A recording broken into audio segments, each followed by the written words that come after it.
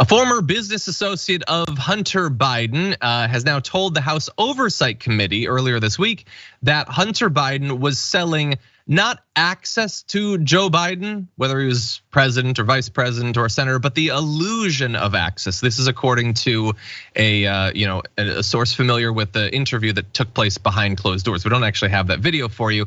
This is Devon Archer, who in theory you'll probably hear a lot about over the next couple of days, but since he does not seem to be prepared or able to make the case that Hunter Biden has been given $1 trillion by China or something, maybe the right will move on from him quickly.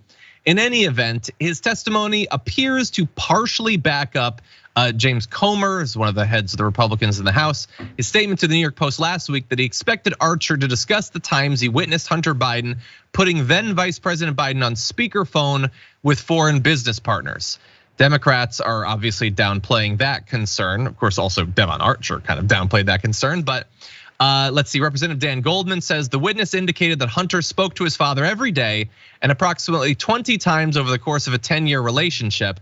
Hunter may have put his father on the phone with any number of different people and they never once spoke about any business dealings.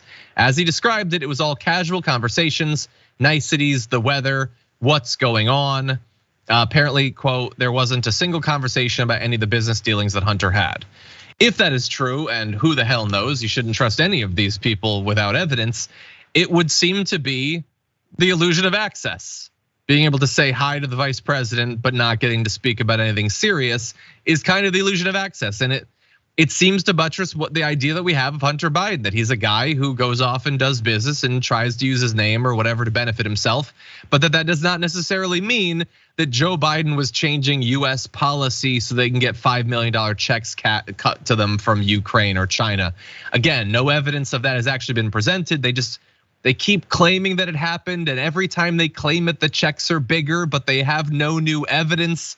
It seems a little bit suspicious, but Yaz, what do you think? Well, we already know that the people who believe these things about Hunter Biden or voter fraud, whatever it is that they're peddling that day, they don't need to have the evidence, right? Because their supporters never asked to see the evidence, right? And I think that that's a big difference between the two political sides in this country. I think if anybody were to report on something, left wing, let's say, right?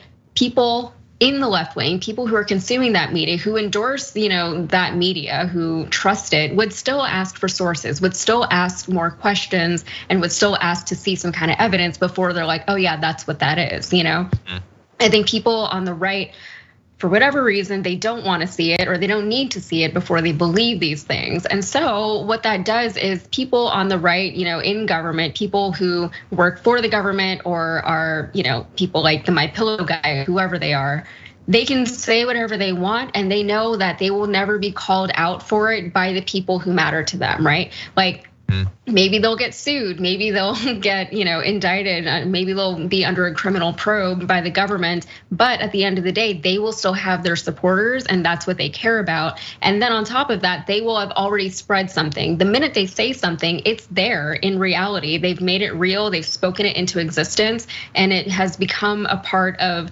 the right-wing zeitgeist, the things that they will keep perpetuating on their own. These guys don't have to keep doing it. The people will keep doing it for them. People are still talking about voter fraud. They still haven't seen any evidence of that, So this is just another instance of that. And it's kind of perplexing as to why people don't ask more questions. Check out the Damage Report podcast each day, wherever you get your podcasts, whether Pocket Casts or Stitcher or iTunes. You can join me as I give you the news and stories you want with a range of co-hosts and interview guests jumping in on the fun each day. Again, that's the Damage Report, wherever you get your podcasts. And if you get them at iTunes, don't forget to rate and review. Sometimes I'll read them live on the show.